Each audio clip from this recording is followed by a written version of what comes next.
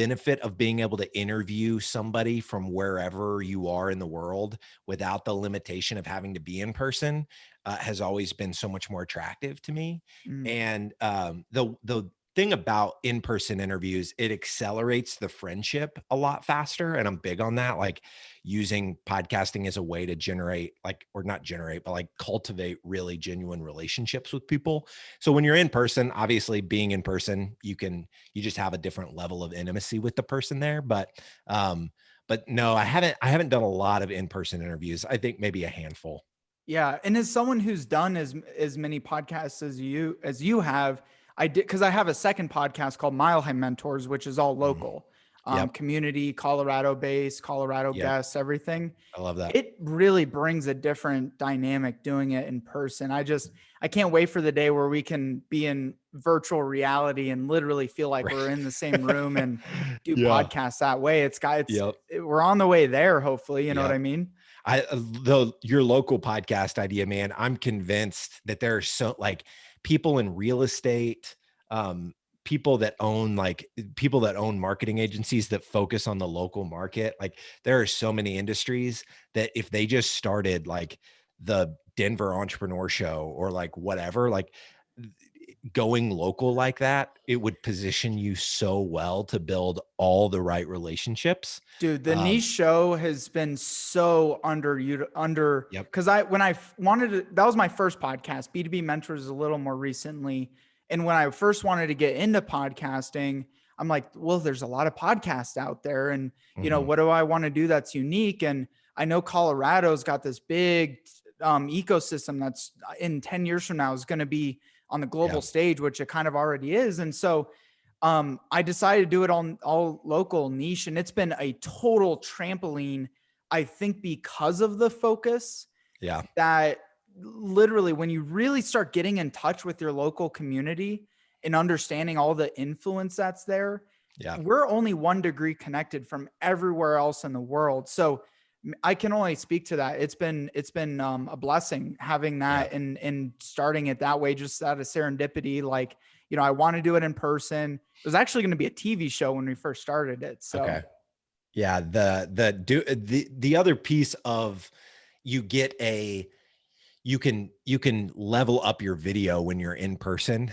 Uh, you can do video obviously digitally like what we're doing right now, but just having a Zoom back, like either the Zoom background or whatever the office of the other person that you're talking to, it's a little bit limiting. Where when you're doing in-person interviews, you can have a couple cameras set up and yep. you can do a little bit more stuff in post that creates a little bit, I don't know, just a higher level of production and depending on how you're repurposing the content, it can end up going really well for you. In the energy, there's a huge difference in energy doing that stuff in person, just being able to read each other's social cues Yeah. a little bit differently. So it's been a little disheartening going back to Zoom all the way, but Yeah. it's still good. And you're still able to get good convo and everything. If you're, just got to be extra thoughtful of how you're going about it. Yeah. But So what was it for you, man, that like you had this local podcast? Why then start another one? Why start B2B Mentors?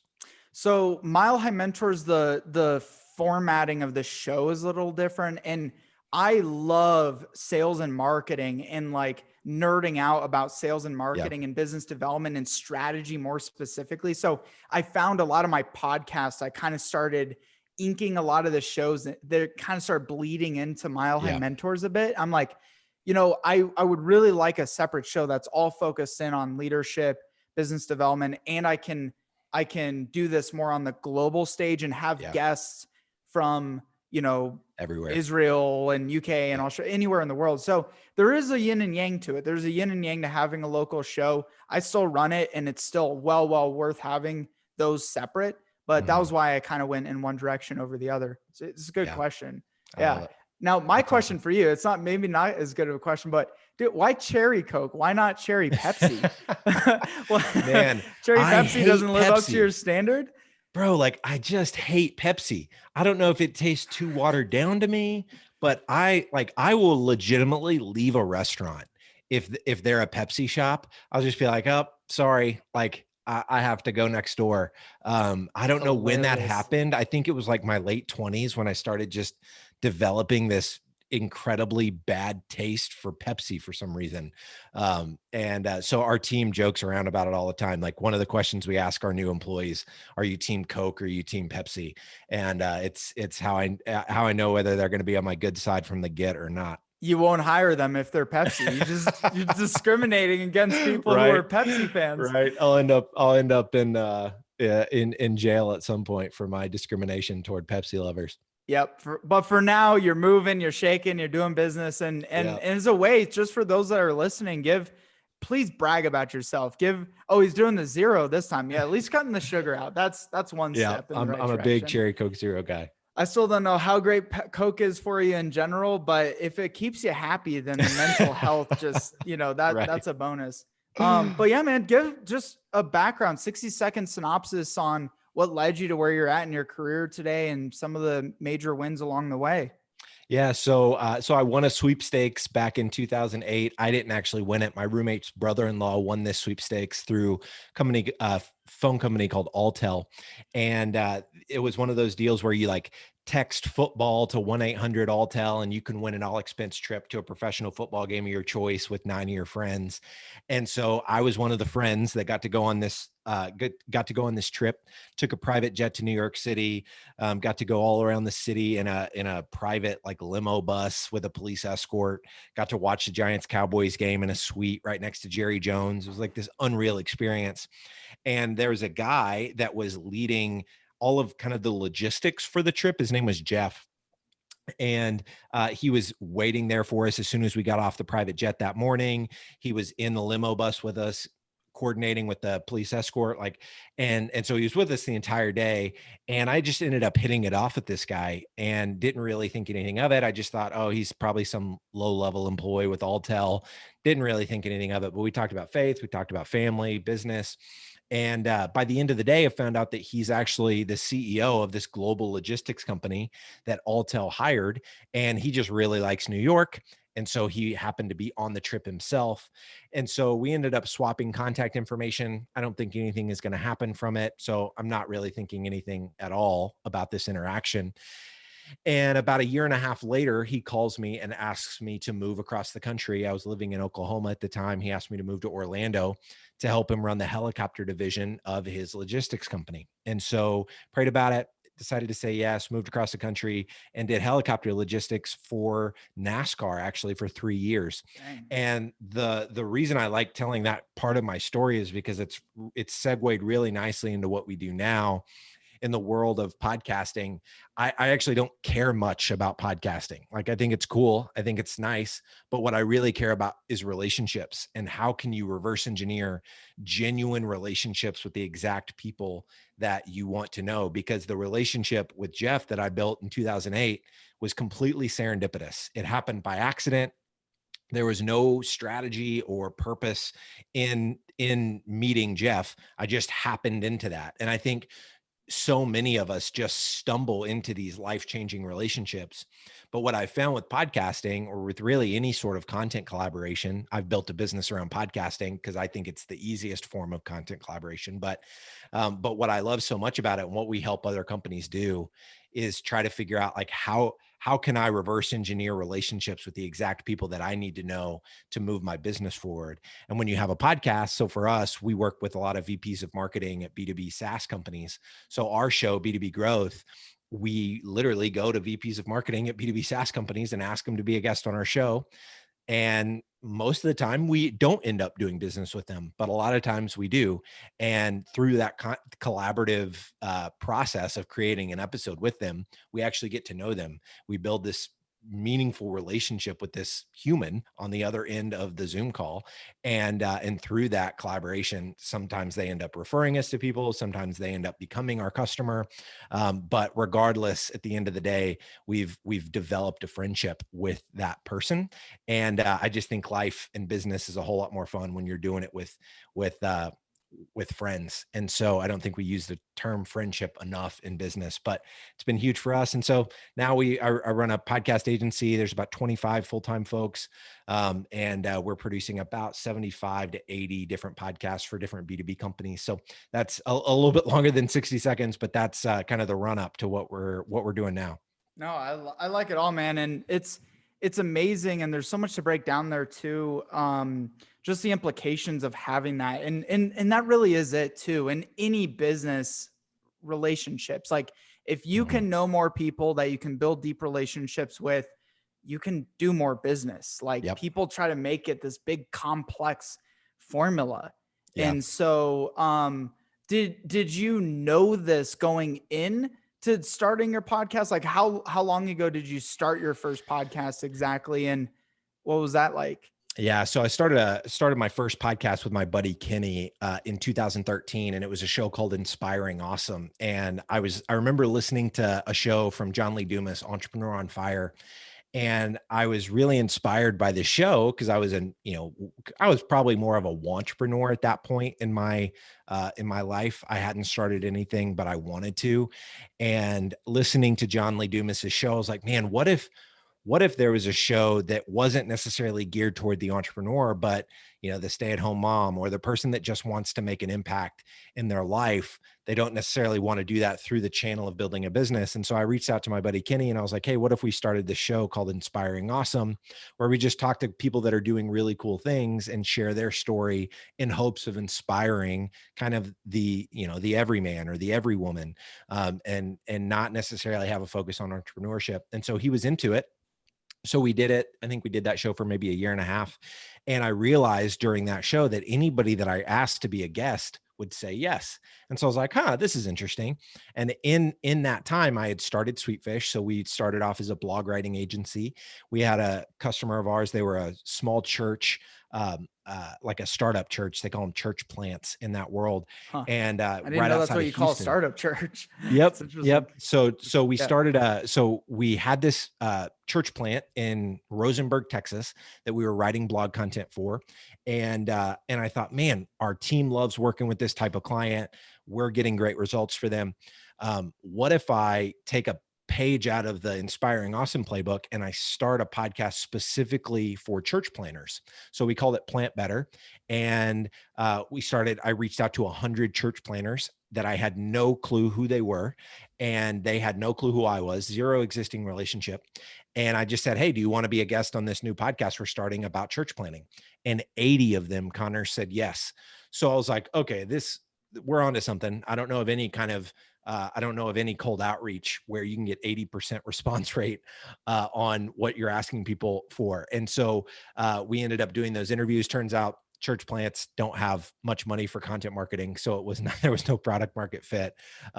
But we transitioned shortly after that to start B2B Growth in January of 2016. And that's the show we have now that's been downloaded over 4 million times.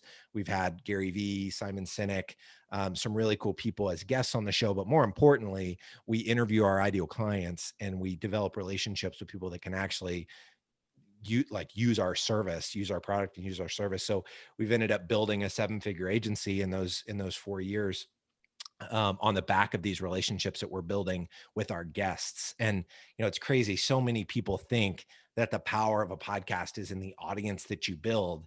And I've just found it not to be the case. So much of the leverage that you get as a brand from having a show is in the relationships you can build with guests. And 100%. but a lot of people make the mistake, and I'm sure you've seen this with your clients. I know you'd mentioned that you have a lot of people asking you about podcasting with you having 2 shows, but so many people, they want to name the show after themselves or after their brand or after their expertise. And what you end up doing is you limit your ability to build relationships with people that can actually use your product or service when you do that. And so for us, like, we could have named the show the B2B Podcasting Show or the Sweetfish Media Show, but one, we wouldn't have ranked in Apple Podcasts or Spotify for the term B2B, which is a huge reason why our show has been as successful as it has been, because people searching B2B found our show, and we racked up a lot of subscribers because of that. But two, we wouldn't be able to interview our ideal clients. So like the VP of marketing at a B2B SaaS company doesn't know the first thing about B2B podcasting because they've never done it before. So whenever I reach out and ask them to be a guest on the B2B podcasting show, they wouldn't want to be a guest on something that they know nothing about. So in the same way that say a company that builds websites, I would be their ideal client, you would be their ideal client. But if they come and ask me, I don't know what your expertise is with websites. I have zero expertise with websites. So if somebody says, "Hey, do you want to be a guest on the web I've design seen a lot show?" of websites, Yeah, but right, right. That's about I've the looked extent at of a lot of them. my expertise. So if the web designer reached out to me, their ideal client, and said, "Do you want to be a guest on the web design show?" I'd have to say no. And they wouldn't be able to build a relationship with me through content collaboration because the show is about them, not about me. But if like your show, for example, like asking me to be a guest on B2B Mentors, like, oh, well, I know something about B2B because we are in that space. Or when people ask me to be on a show about marketing or entrepreneurship, like, yeah, I'll be on that show all day because that's something I can actually speak to and offer insights or wisdom around because I know that space. And so I see so many people that want to brand their show around 100%. themselves. And it's a content marketing fail. I think when you do it with any content channel that you're developing, when you make it centered around you, it can be very limiting, but especially with a podcast, when you're using what we call content-based networking, like using the show to build relationships with people, I think you shoot yourself in the foot whenever you try to make it about yourself as opposed to making it about your ideal customer. Yeah, or to kind of like a little too niche down to where you can't Yeah. have a little bit of flexibility. It's the same thing where you Yep. see people using hashtags on LinkedIn, for example, and they're using, sweetfish, hashtag sweetfish media. It's like people Yeah. aren't looking Yeah. for that. They're Yeah. looking for B2B growth Yep. ideas or B2B strategy or B2B Yep. marketing and stuff like that. So Yep. yeah, I'm glad you touched on that. That is a big hang up when I hear a lot of people who just come to me. Again, people just come to me constantly like, Yeah. I want to start a podcast. What do I do? And it's like, well, what? And it's like, how long you been thinking about this? 3 years? It's like, well, I don't know if I should name it the Connor Doobie podcast or the Active Blog Show or Yeah. whatever. And I think that was really important that you touched on that. Something else that I want to break down a little bit. Why do you think that is? Because I mean, you literally wrote the book on this. Mhm. I just happened to stumble upon it over years of podcasting myself and like, holy shit, like literally 9 out of 10 people, no matter where they're at, from like billionaires to Mhm. huge name brands that I just ask to be on my podcast. First off, almost 100% don't even care what my audience is. Almost Yeah. 100% do not ask me, Yep. no matter what level that We they're at. find the So same that's thing. interesting too. Yeah.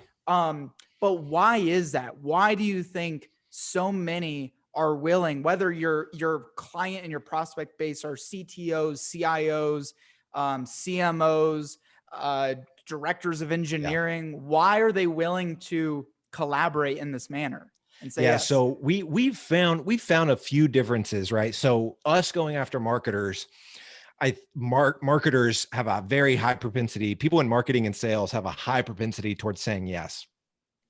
There are a couple different reasons why I think people in that space get it. I think personal branding is talked about a lot more in those two professions, in marketing and sales. We, especially marketing, right? We understand branding for our company. We're starting to understand way more personally how important our personal brand is.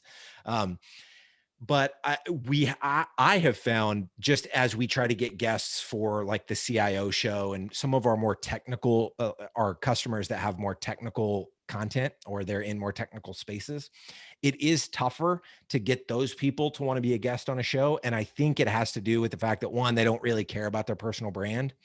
And I think personality type, right? There's a certain type of personality that gets mortified at the thought of any sort of public speaking, even if it's in a pre-recorded podcast.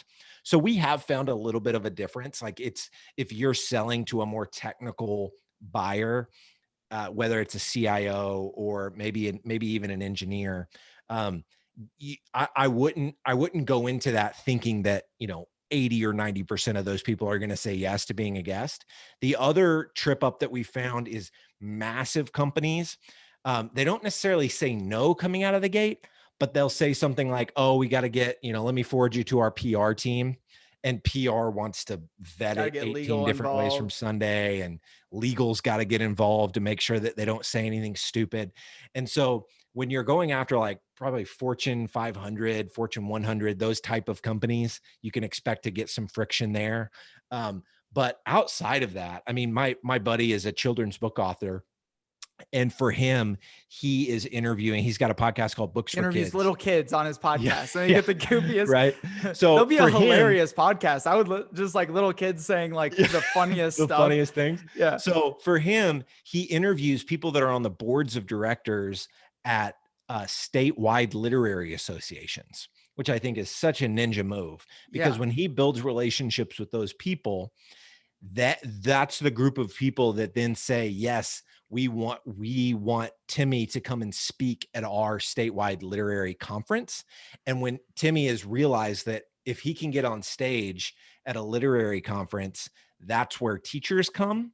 And when teachers come there, he's borrowing the credibility of being on that stage. So he's had to go back a few steps and figure out like, okay, I need to build relationships with the people that can get me on those stages, because I know when I go to those stages, teachers come and hear me speak. And then teachers are begging me to come to their school and read my book so I can sell my book then to those kids' parents. So for him, like, I just think when you look hard enough, relationships, like what you said earlier, Connor, relationships are they're the accelerator to everything in business, I think. And we're not talking enough about how do we thoughtfully create those relationships. And I've just found that content collaboration is such a fascinating and effective way to do it. Yeah. I mean, it's a 365 win. You get content that you don't have to sit there and try to ideate on like, Yep. what do I say to people? I'll have other people create the Yep. content. They get content out of it. They get Yep. recognition. Even if there's no audience to listen to, that's what everyone needs to highlight themselves is Yep. content. And I think you touched on something else that's really important. And where again, people may be listening to this and thinking, oh, okay, he just validated, yeah, I sell to engineers and they're not really willing to be on a podcast. And so there's no point in me starting a podcast. But you alleviated that in that it's not even about the direct, like you invite prospects on your podcast. Mm-hmm. I invite prospects on my podcast.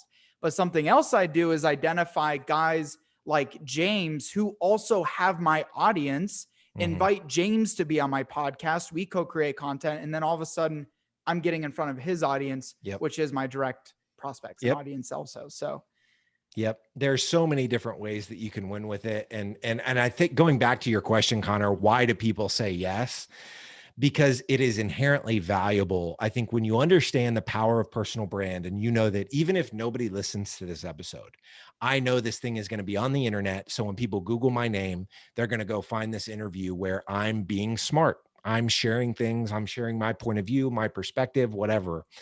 And so that's great for me. I know that I can take that episode from Connor's website and put it onto my LinkedIn profile under the featured section.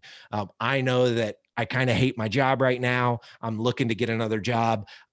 This guy's asking me to be, or gal is asking me to be on their podcast.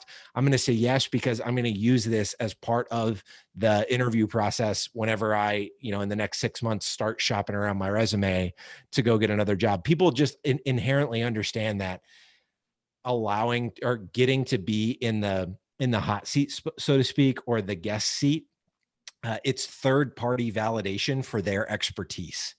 And I don't think it takes a lot of thinking for someone to understand why this is valuable for me. Like, oh, they want to feature my expertise. Yeah, I want to say yes.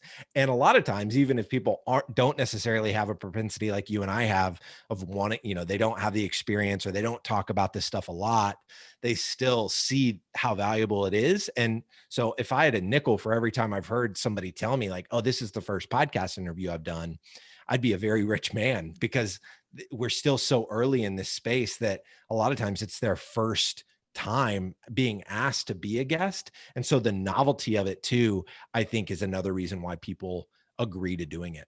Definitely.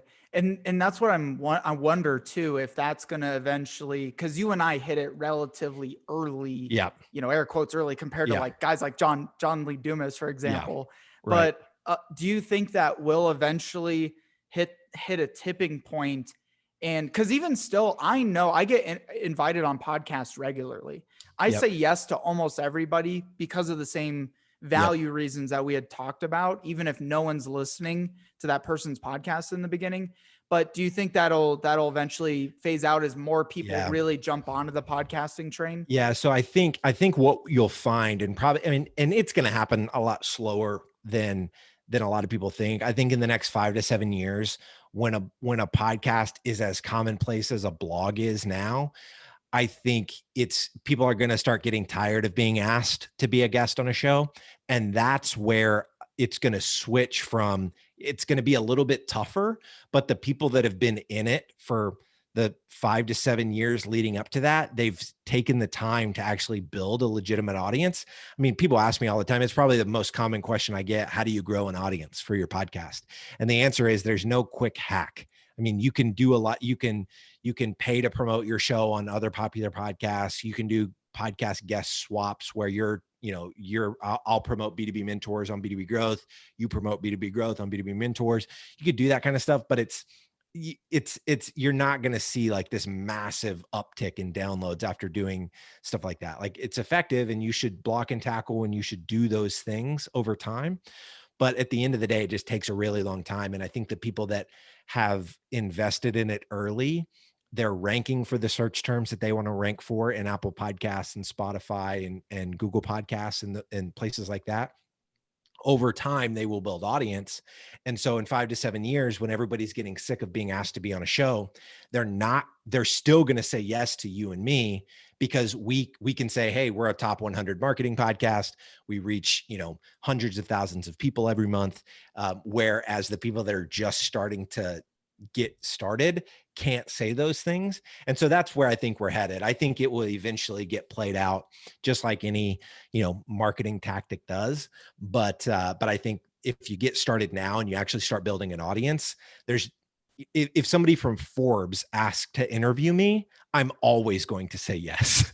I don't care if if I'm getting asked 4 times a month to be interviewed on big name publications, I'll say yes every single time. And so I think from now until it gets played out, we have to focus on like, okay, how do I actually build a legitimate audience? So I think there's both. And I think you focus on the short term of like building relationships with the people that you actually want to know, with the mindset of, I need to create really great content with these people so that I can actually build an audience over the long term, because that's what's going to allow me to use this as a networking mechanism 7, 8, 9 years from now. Exactly. And a lot of the big influencers you mentioned, you've had literally your LinkedIn banner, you got a conversation. It looks like you and Gary Vee are sitting there talking to each other. So I think a lot of those guys as well will start to tune out some of the noise. Whereas right now they're still willing to come on to the small shows for that kind of build factor that's going to occur. But when they have a new book come out or whatever. 100%. But what you're saying is ultimately it's not too late. Yeah, I don't think it's too late. I think right now it's not too late at all. I mean, there are, I think, 1 million podcasts on podcast platforms right now. But when you look at how many of those shows are not consistent or haven't released an episode since 2017, and then you look at how many shows are actually in your industry, it's like my friend has a podcast in the senior living space. And when you search senior living in Apple Podcasts, I think there are maybe like, I don't know, 8 shows. Can you imagine if there were only 8 blogs in a multi-billion-dollar industry? Right. It'd be insane. Like, everybody would be trying to start a blog at that point. So, so the fact that there are only, just over a handful of podcasts serving these massive industries, I think now is the time to jump. And do you think a lot of people are going into Apple Podcasts and Spotify and they're searching senior living, or they're more searching in Google? And because those podcasts are attached to the search engines, that's where the search comes from. Or does it even really work like that? Yeah. So I've found that people actually search B2B in podcast apps. I don't think companies are looking. I don't think when companies are starting their shows, I don't think they're looking first to see like, okay, what pulls up when I search this. But I do think that listeners are searching natively in podcast apps. But then I also think that people are Googling like B2B marketing podcasts in Google and then letting Google tell them what shows to subscribe to. So I think from a listener perspective, you've got it both ways. But I think what companies are missing whenever they go to start their own shows, they're not looking at like, okay, what's the like they're not seeing all of this open territory. They want to get fancy and cute with their name, and they want to name it after their tagline, or they want to, again, going back to what I said earlier, they want to name it after themselves or their company name, instead of looking at like, okay, if I'm in the mind of my ideal customer and I'm looking for a podcast that's going to be super relevant to me, what am I searching in Apple Podcasts to get that result? And if they just had that thought, I think it would drastically shape the name of their show, because that's the number one factor that I've found for how your show ranks. It's the number of ratings you have, and does the name of your show match what is being searched for in those podcast platforms? Yeah, I remember literally myself always trying to self-educate. Maybe 5 years ago, searching B2B into Apple Podcasts. Yep. 5 years ago, when I started really listening to podcasts myself, it was about a year before I launched my first podcast, and I found The Brutal Truth of B2B Sales and Marketing, Brian Burns's show. Yep. And so like, having that in mind, searching like, what are you consuming? What are you looking up? I think that is important too. What are people failing to do so they've got a podcast set up, and I know a lot of people in that start stop factor with podcast. First off, how do you recommend you stay consistent with a podcast? I think that is the biggest failure of anybody who is doing it. Yeah. So I think, one, you're not consistent because you think you need to get fancy, and you're hearing a lot of shows that are getting more like narrative in nature. And so I see a lot of companies that think that they need to have a narrative podcast in order to stand out from the crowd. But the reality is, narrative podcasts are really hard to produce. It takes a lot more effort on the front end to produce a single episode. And so it's hard for that. That's not sustainable. I know agencies that charge $35,000 an episode to do those kind of shows. And when you're paying 350 grand to get 10 episodes, then you're irrelevant for the next year because you can only afford to do 10 episodes. Then that's one surefire way to not have a sustainable show that is consistently educating your buyers. So not thinking you need to do narrative. The other thing that I think is a really smart move that a lot more people should be doing, you should have multiple co-hosts of your show. So you should be inviting other people inside your company as well as outside your company. So by getting other people to be a consistent voice on your show, it's giving you more content, which gives you more consistency. And so at one point, we had 19 different co-hosts of B2B Growth. And it's a great thing for our co-hosts because they're getting to tap into an audience that they don't own, but they're getting to reach them. And so hopefully take some of our audience to have them, go follow them on their social channels, go listen to their podcast.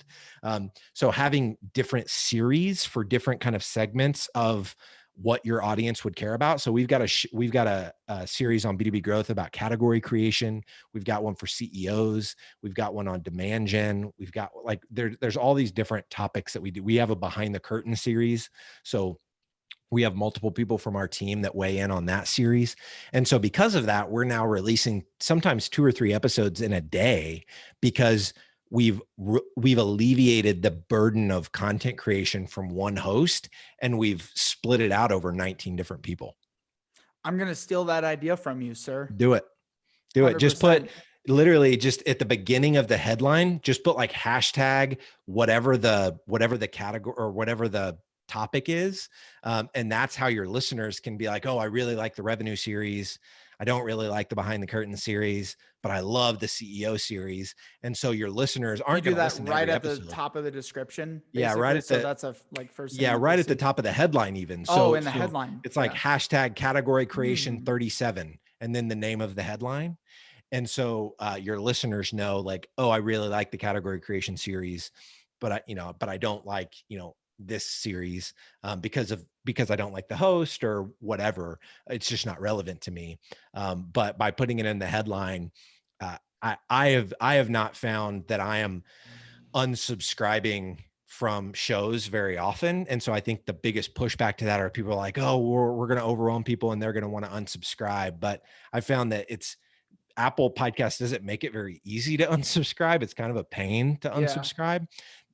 They'll eventually get better at that, I think. But I think so long as you're focused on figuring out topics that your listeners actually want to consume, and then going and finding hosts that can speak to those topics once or twice a month.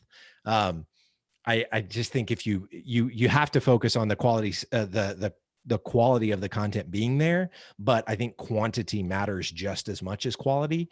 And so when you focus on both and you execute in that way, we've found that the downloads for our show has gone up significantly.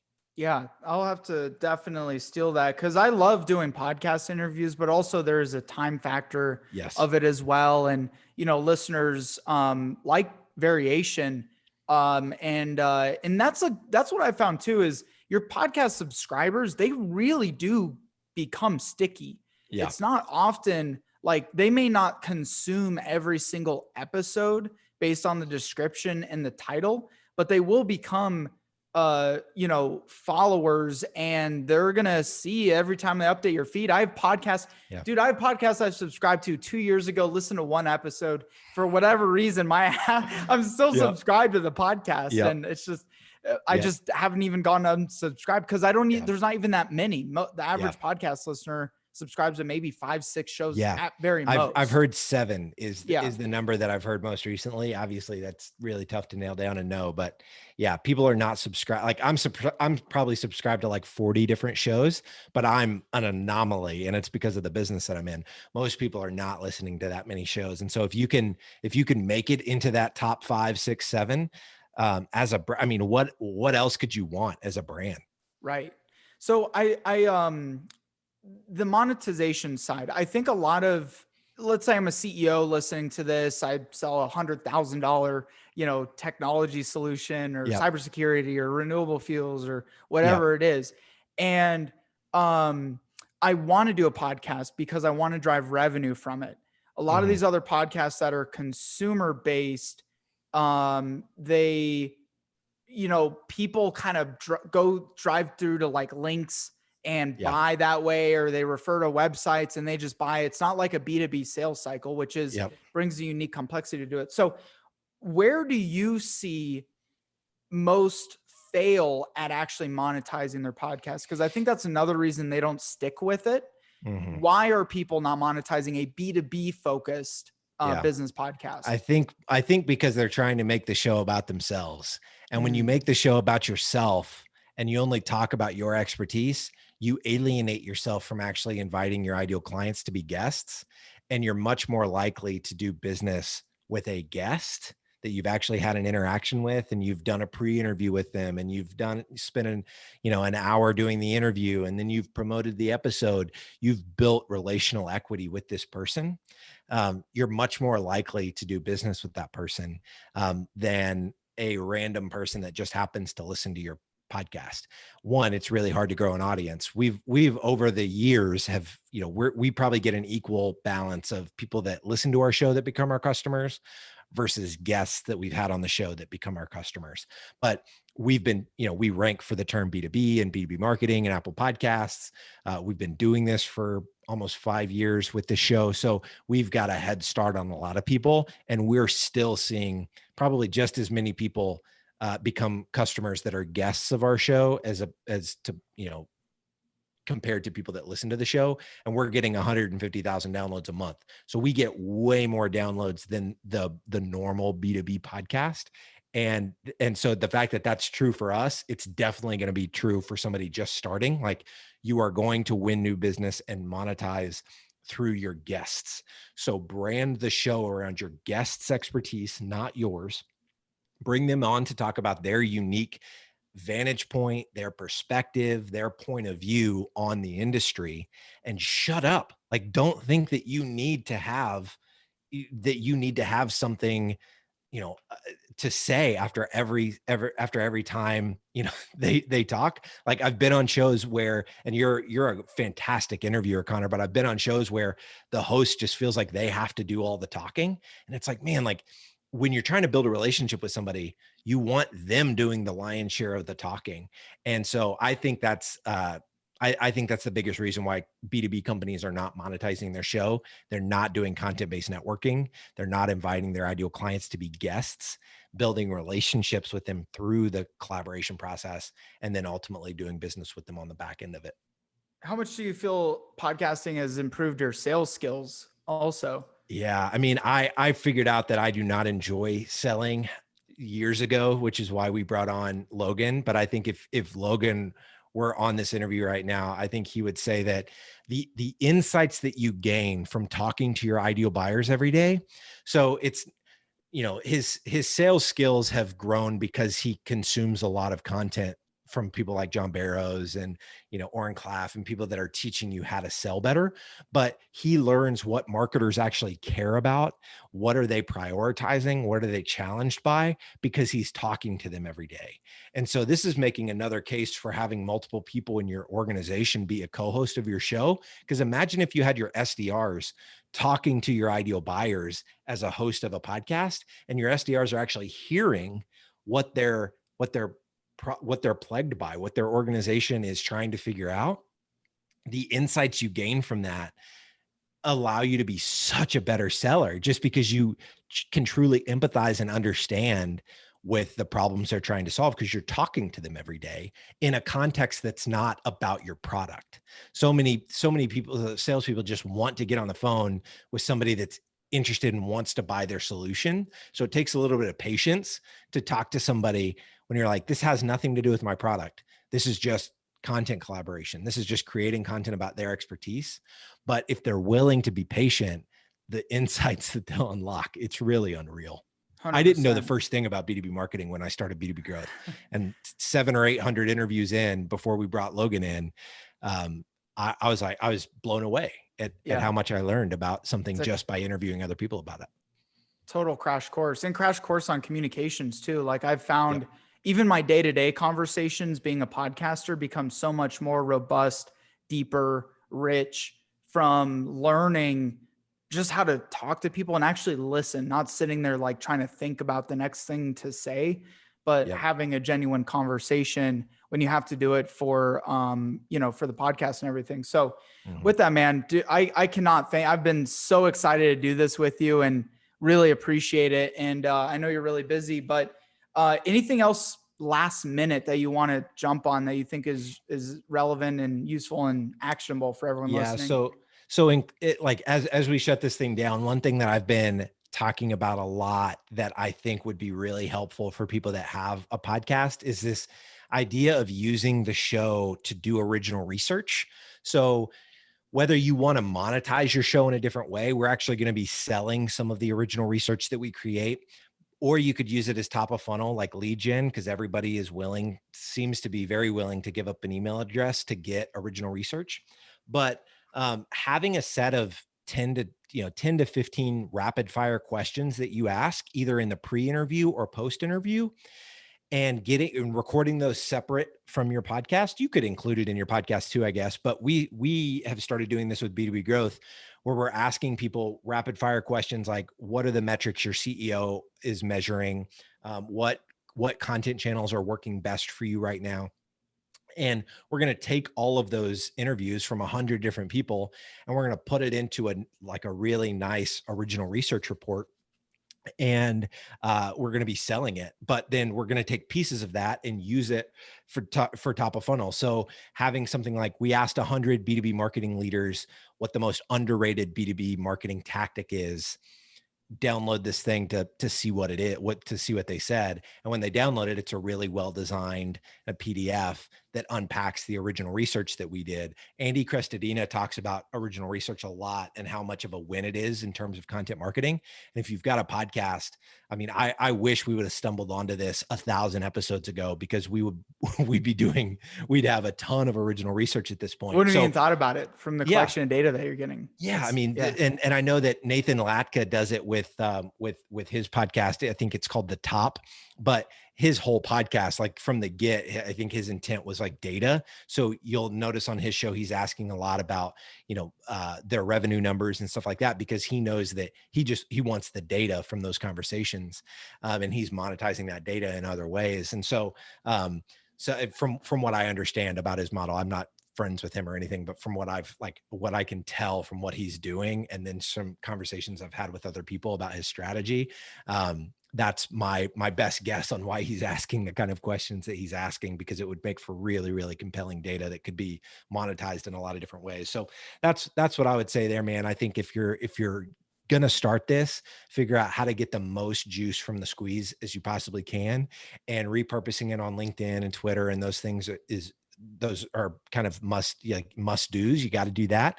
But original research, I don't hear a lot of people talking about, and it's something we're starting to do that I think a lot of other people could as well. Yeah, you just blew my mind with that one. I love it.